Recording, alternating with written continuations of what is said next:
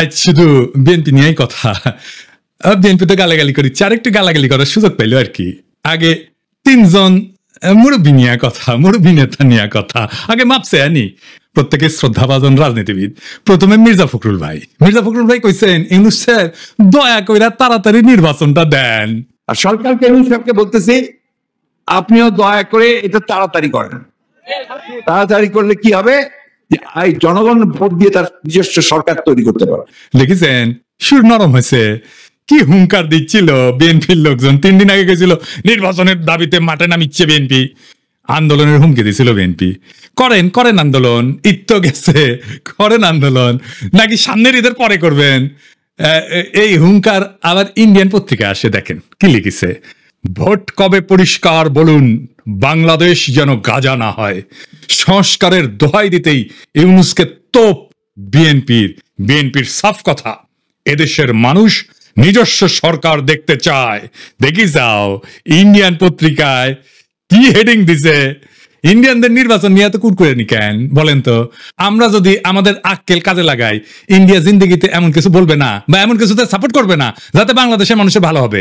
ইন্ডিয়ানরা যা বলবে ঠিক তার উল্টা দিকে দাঁড়াবেন। ইন্ডিয়া যদি বলে না নির্বাচন এখন তা ঠিক হবে না, প্রফেসর ইউনূসের সরকার আরো থাকুক, আপনি তখনই কবেন প্রফেসর ইউনূসের পদত্যাগ চাই, প্রফেসর ইউনূস ক্ষমতা ছাড়বো, বুঝাও। রাজনীতি কালে খুব জটিল কিছু না, ইন্ডিয়া যা কবে তার উল্টা দিকে আমাদের মঙ্গল। আর বাংলাদেশের কারো কথা যদি ইন্ডিয়ার সাথে সবসময় মিলে যায় তাহলে বুঝবেন ওই হালায় কলকাতা হারবাল খাইছে, জ্বালা ইন্ডিয়ান মাল। মির্জা ভাই ইঙ্গা করে কলে তো হবি না, আপনাকে না গান গাওয়া লাগবি, গান গা কওয়া লাগবি। একটা গান বানিয়েছি শুনবেন, বাড়িতে না প্র্যাকটিস করে মাইকের সামনে গাবেন। আমরা কোনো ফাইন হয়েছে মির্জা ভাই, শুনবেন, শুনেন। নির্বাচন নির্বাচন চাই, নির্বাচন তা না হলে ইউনূস যাবে নির্বাচন। হবে নির্বাচন এই ডিসেম্বরে, তা না হলে আন্দোলন রাজপথে ঘরে ঘরে। আর নয় আন্দোলন চাকরিতে পরে, এবার হবে ঠিক ডিসেম্বরে নির্বাচন। এইবার আসেন দেখি বিএনপি কেমনে ইন্ডিয়ান পয়েন্ট ফেরি করে, সেটাই না দেখি। বিএনপির রিকমেন্ডেশনে হওয়া পররাষ্ট্র উপদেষ্টা তহিদ সাহেব আর বিএনপি নেতার ছোট ভাই জসিম আচ্ছা না, এডিটার সাহেব এটা দেখান না জসিমের ম্যাট পিট মেলা দিন দেখি না, এটা দেখান না।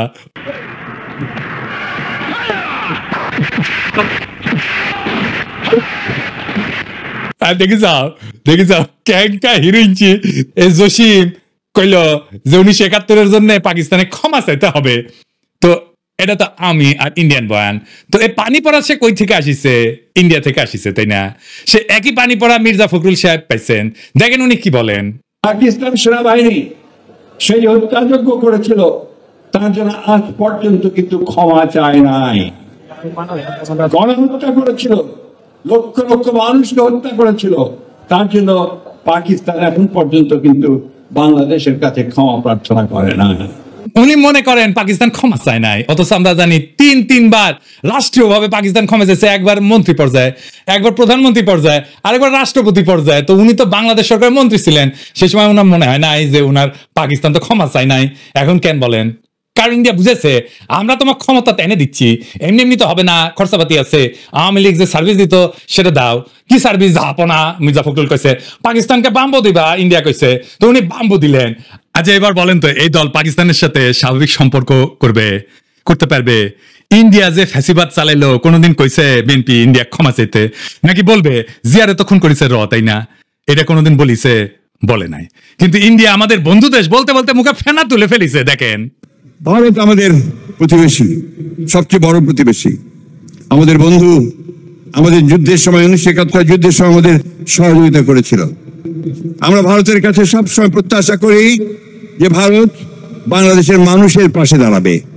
যাই হোক মির্জা ভাই, আপনি তো বলেন মুক্তিযুদ্ধ করেছেন, এটি সেই সময়ের গল্প শুনবার চাই। মানে কোটি যুদ্ধ করেছেন, কোটি ট্রেনিং নিছেন, কারা কারা আপনার সহযোদ্ধা ছিল, কবে অস্ত্র জমা দিলেন, কি অস্ত্র ব্যবহার করেছেন, মানে হাউস আছে কেন?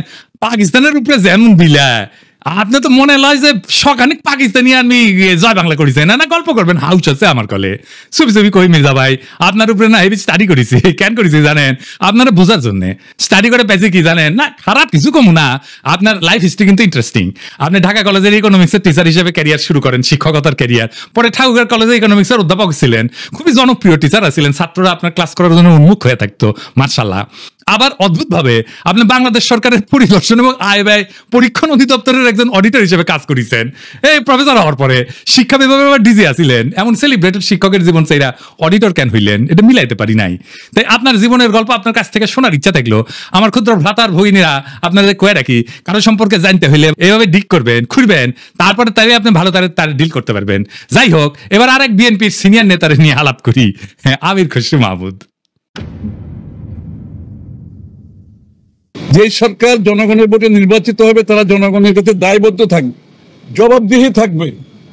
সেটা যেই সরকারই হোক, কোন মহামানবকে বাংলাদেশের দায়িত্ব দেওয়ার জন্য বাংলাদেশের মানুষ নির্বাচনে, এই বাংলাদেশের মানুষ আন্দোলন সংগ্রাম করে নাই, ত্যাগ স্বীকার করে নাই।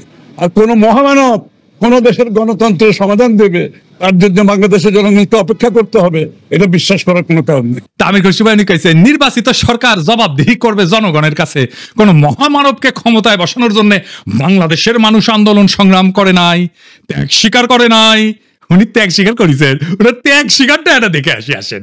হ্যাঁ, আমি কইছি ভাই আপনি তো ডিসেন্ট মানুষ, আশা করি আপনি ক্ষমতায় গেলে তো বটেই, ক্ষমতায় যাওয়ার আগেও জবাবদিহিতা করবেন, তাই না? আচ্ছা আমি কইছি ভাই, এই যে হোটেল সেরিনা আপনার ছিল তো না, এখন আপনি কইবেন যে আমি মালিকানা ছেড়ে দিছি, কথা সত্য মানলাম, আপনি মালিকানা ছেড়ে দিচ্ছেন। কয়টা জিনিস বলেন তো, যে জমিটা যার উপরে দাঁড়িয়ে আছে হোটেল সেরিনা, এটা তো চট্টগ্রাম স্টক এক্সচেঞ্জের জমি, তাই না? ওই সময় আপনি চট্টগ্রাম স্টক এক্সচেঞ্জের চেয়ারম্যান ছিলেন, তাই না? তো কি কি হয়েছিল আমি বলি খুশি ভাই, কিছু মনে করেন না, আমার কনফিউশন হয়েছে, কনফিউশন দূর করে দাও আপনার দায়িত্ব। আপনি বিএনপির অতি গুরুত্বপূর্ণ নেতা, আপনি জবাবদিহিতার কথা বলেন, আপনার দলের হাতে রাষ্ট্রের দায়িত্ব যাবেন, আসেন কি কি হয়েছিল দেখি, কোথাও ভুলে গেলে ধরে দেন, তাই না? মানুষের ভুল বোঝা ঠিক না আপনারে, তাই না? 1995 থেকে 2001 সাল আপনি তখন, এটা আওয়ামী লীগের আমল, আপনি তখন চট্টগ্রাম স্টক এক্সচেঞ্জের চেয়ারম্যান ছিলেন। এই সময় রাজুক থেকে ঢাকার Banani road number 17 plot number 27 Chattogram stock এক্সচেঞ্জের টাওয়ার নির্মাণের জন্য কেনা হয়, মাশাআল্লাহ। কিন্তু সমস্যাটা হইতেছে ভবিষ্যতে এই জমি আপনার ব্যক্তিগত মালিকানায় পরিণত হবে। কেমনে হবে? এটা বিশাল স্টাডির ব্যাপার, মেলা সময় লাগিছে কলে, এমন কঠিন ভাবে এটা খাইছেন আপনি, মাশাআল্লাহ, জটিল ভাবে খাইছেন কলে আপনি। এটা আপনার আমার স্যালুট জানানো লাগে। যদি এরকম জমি জমার লোভ টোপ থাকলে হইনি না আমার, আমি গেল আপনার ছাত্র হইলাম নি। কি চমৎকার ভাবে যে আপনি খাইছেন এটা। তো জমিটা পাইছেন, রেজিস্ট্রেশন হয়নি এখনো রাজুক থেকে। তো 25শে সেপ্টেম্বর 1999 সালে 74তম বোর্ড মিটিং এ চট্টগ্রাম স্টক এক্সচেঞ্জের সিদ্ধান্ত হয় যে প্লটটা ডেভেলপারকে দেবেন। ডেভেলপারটা ঠিক করে ফেলেন, আপনার নাম হচ্ছে গোলাম সারোয়ার, মুশকিলটা হচ্ছে উনি আপনার ভগ্নিপতি। তখন প্লটের রেজিস্ট্রেশনই হয় না। রেজিস্ট্রেশন হওয়ার আগে আইনে তো আপনি ডেভেলপার নিয়োগ দিতেই পারেন না, আপনি ডেভেলপারকে নিয়োগ দেন ওই মিটিংয়েই। এটা একটা প্রক্রিয়ার লঙ্ঘন, কারণ এটা তো আপনার ব্যক্তিগত প্রতিষ্ঠান না। 19 জানুয়ারি 2000 সালে রাজুকের সাথে রেজিস্ট্রেশন হয় আপনার চট্টগ্রাম স্টক এক্সচেঞ্জের। আপনি চেয়ারম্যান থেকে নিজের ভগ্নিপতিকে ডেভেলপারের দায়িত্ব দিতে পারেন? হ্যাঁ, আপনি মুরব্বী মানুষ, জিজ্ঞেস করলাম আর কি। মানে ধরেন আমি যদি কখনো চট্টগ্রাম স্টক এক্সচেঞ্জের চেয়ারম্যান হই, আমি কি আমার ভগ্নিপতির স্টক এক্সচেঞ্জের জমিতে বিল্ডিং বানানোর জন্য ডেভেলপার হিসেবে নিয়োগ দিতে পারবো নাকি পারবো না? এটা কয়া দিলেন আর কি, শুনলাম মুরব্বী মানুষ না। আচ্ছা, এইবার 15 নভেম্বর 1999 75তম বোর্ড মিটিং, মানে একটা পরে আর কি, এখানে সিদ্ধান্ত হয় যে গোলাম সারোয়ারের সঙ্গে চুক্তি হবে যে চট্টগ্রাম স্টক এক্সচেঞ্জকে উনি বেসমেন্ট এবং 5টা ফ্লোর দেবেন, মানে 6টা আর কি। ভালো কথা, এই 5টা ফ্লোরের কথা মনে রাখেন, বেসমেন্ট ছাড়া 5টা। হ্যাঁ, এরপর 13 ফেব্রুয়ারি 2000 সালে চট্টগ্রাম স্টক এক্সচেঞ্জের বোর্ডকে পাশ কাটায় স্টক এক্সচেঞ্জের সিইও ওয়ালিউল মারুফ মাতিন এবং গোলাম সারোয়ার আপনার ভগ্নিপতি। এই দুইজনের মধ্যে একটা আনরেজিস্টার্ড চুক্তি হয়, যে চুক্তি কখনো রেজিস্ট্রেশন হয়নি। আপনি আগে বোর্ডের মিটিং এ ডিসিশন নিয়েছিলেন 5টা দিবেন ফ্লোর, এইখানে আপনি লিখলেন 4টা ফ্লোর দিবেন। এটা কমে গেল আর কি। এইটা অবৈধ চুক্তি এবং জালিয়াতিপূর্ণ চুক্তি। এইখানে পেনাল কোড 467, 468 এবং 471 ধারা লঙ্ঘন হয়েছে, আইনের ভাষা কইলাম আর কি।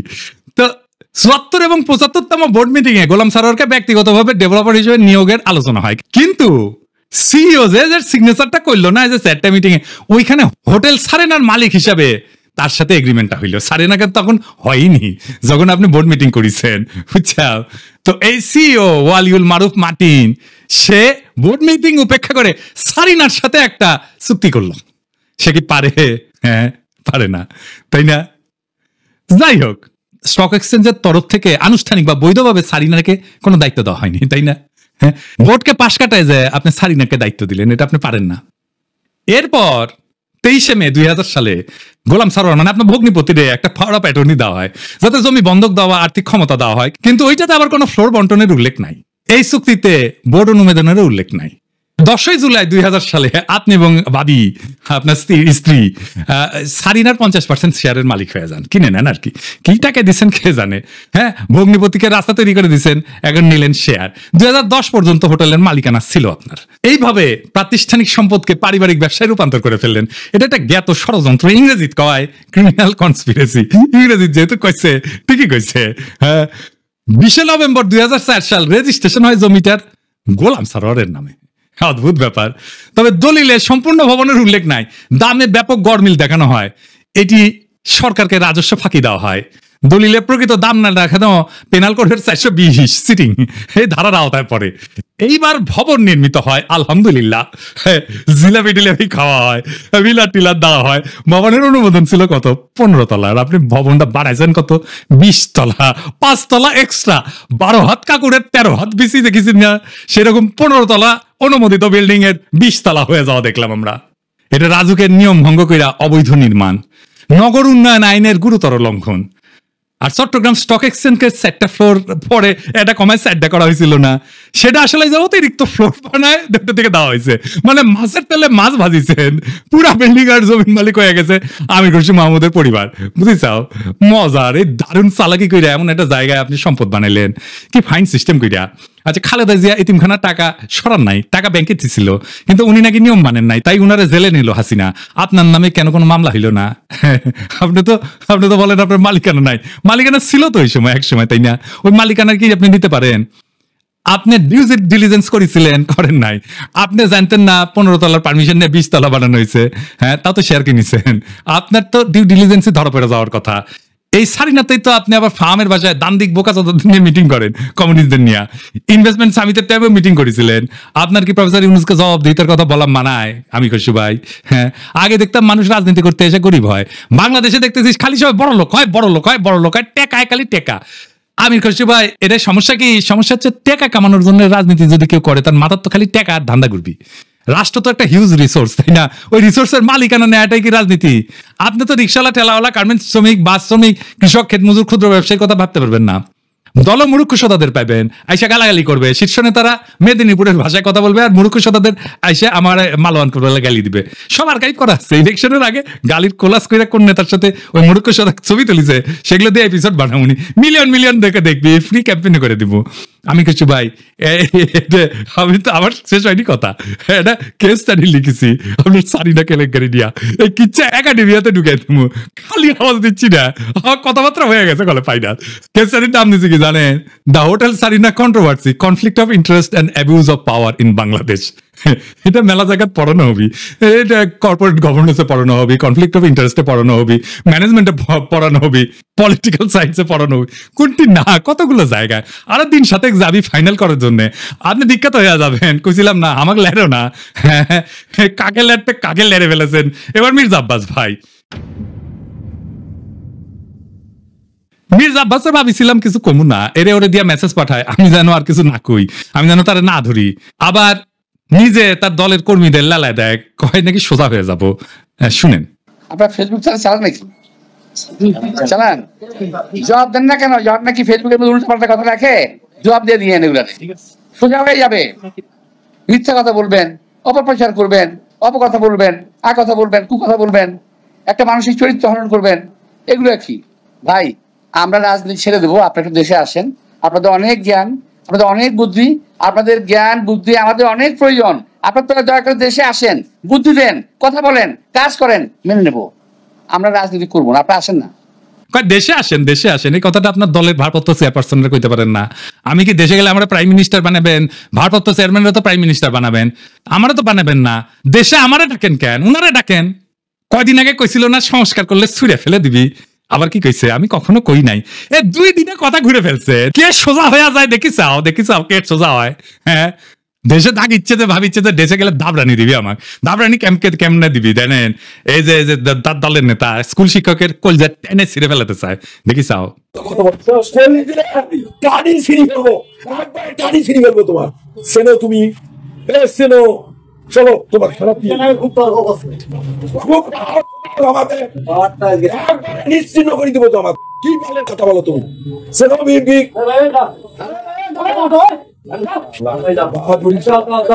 তোমার নামে আমি মামলা দেবো।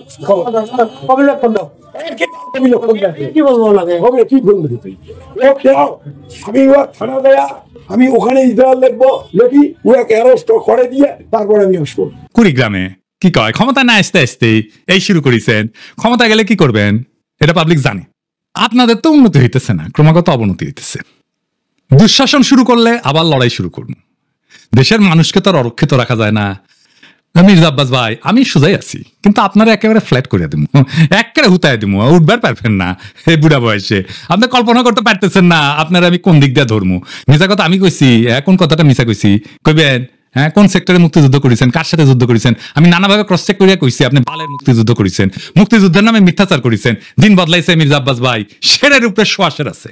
শোনেন মির্জা আব্বাস ভাই, মানুষের 3টা জিনিস ডরায়, এই ডর দেখায় মানুষের শাসন করছেন এতদিন। জানের ভয়, সম্মান হারানোর ভয়, আর সম্পদ হারানোর ভয়। আমার জানের ভয় নাই, সম্মান হারানোর ভয় না, আমার সম্মানই নাই। আপনি কি দিবেন? আর সম্পদ এটাই, এই যে এটা কেড়ে নিতে পারবে না কেউ। আপনার লেসপেন্সারদের পিছে লেগে দিতে পারেন, বালটাও শিখতে পারবেন না। বাংলাদেশের পলিটিশিয়ানরা দুধে দেওয়া তুলসী পাতা না, সব বিগ শটের আমল নামা ব্যয় করবো তাই না। এইভাবে এই দুর্নীতি আর দুর্বৃত্তায়নের খাজে খাজে বাংলাদেশের রাজনীতি আজকাল এক অলিক্লান্টশালায় পরিণত হয়েছে, যেখানে দাবি দেওয়া আর আচরণ দুইটা ভিন্ন গ্রহে বাস করে। এখানে কেউ মুক্তিযোদ্ধা হয়ে যুদ্ধের ইতিহাস বিকৃত করে, আবার জনগণের শাসনের বুলিয়ারায় চতুরতায় জনগণের সম্পদকে ব্যক্তিগত সম্পত্তিতে রূপ দেয়। আজ যারা ক্ষমতার বাইরে তারা জবাবদিহিতার গান গায়, কাল যখন তারা ক্ষমতায় তখন জবাবদিহিতার ঊর্ধ্বে ওঠায় হয় তাদের অভিষ্ট। রাজনীতি আজ জনগণের না, নিজের ভাগ্য বদলানোর জাদুর কাঠি। আজ যে দল ইন্ডিয়া বিরোধী স্লোগানে জ্বলে ওঠে, তার বয়ানি আবার ভারতীয় লাইন টু লাইন কপি হয়ে ফিরে আসে ঢাকার রাজপথে। যারা বলেন আমরা নির্বাচিত সরকার চাই, তারাই আবার নির্বাচন আগে নয় পরে টাইপের গানের লিরিক গায়। কেন? হ্যাঁ, কারণ এবার মিউজিক ইন্ডিয়া বানাইছে। আর আপনি যদি জনগণের পক্ষ নিয়ে কথা বলেন, আপনাকে বলা হবে তুই কিসের দেশপ্রেমিক। অথচ প্রশ্ন করার সময় এখনই। জানতে চাই, আপনি যদি জবাব দিতে চান, নিজে কবে জনগণের সামনে দাঁড়ায় জবাব দিচ্ছেন? একবার বলেন, একবার দিচ্ছেন জবাব জনগণের সামনে দাঁড়ায়, জিন্দেগিতে দেন নাই, এখন জবাব দিতে চাইতেছেন আপনি প্রফেসর ইউনূসের কাছে। বাহ, মজা আরই মজা। আপনি যদি বলেন দুর্নীতি হবে না, আপনি নিজের জীবনে কোন অধ্যায় প্রমাণ করছেন? দেশের মানুষ সব বুঝে, বোকা না। এখন কেউ চোখ বন্ধ করে ভোট দেয় না। তারা জানে ঢাকা শহরের প্রত্যেকটা বিল্ডিং এর ছায়ায় লুকায় থাকে এক একটা রাজনৈতিক ষড়যন্ত্র, একটা দুর্নীতির ইতিহাস। এখন সময় আসছে গলা ছেড়ে বলার, এই দেশ কারো বাপের না, পারিবারিক ব্যবসা না। এদেশের জমি, গ্যাস, শিক্ষা, ভোট সবই জনগণের সম্পদ। আর এই সম্পদের হিসাব চাই, জবাব চাই, বাম ডান না, ন্যায় অন্যায়ের মাপকাঠিতে। কারণ আজ আপনারা রাষ্ট্র ক্ষমতা নেওয়ার কথা বলতেছেন, নির্বাচনের কথা বলতেছেন, আপনার বগলে পুরানা লুটের খতিয়ান। এই বাংলাদেশকে আমরা বদলাবো, বাংলাদেশকে আমরা আমাদের স্বপ্ন দিয়ে সাজাবো, আমাদের বর্ষা বিপ্লবের স্মৃতি দিয়ে ভরাবো। এই দেশ আপনাদের মতো নেতাদের না, এই দেশ প্রত্যেক জনতার, প্রত্যেক নাগরিকের। এই দেশের মালিক আমরাই আমজনতা। আমরা যাচাইবো, জনতা যাচাইবে, দেশ সেভাবে চলবে। রাজনৈতিক দলের ইচ্ছার কাছে আমাদের ভাগ্যকে আমরা আর বন্ধক দেব না।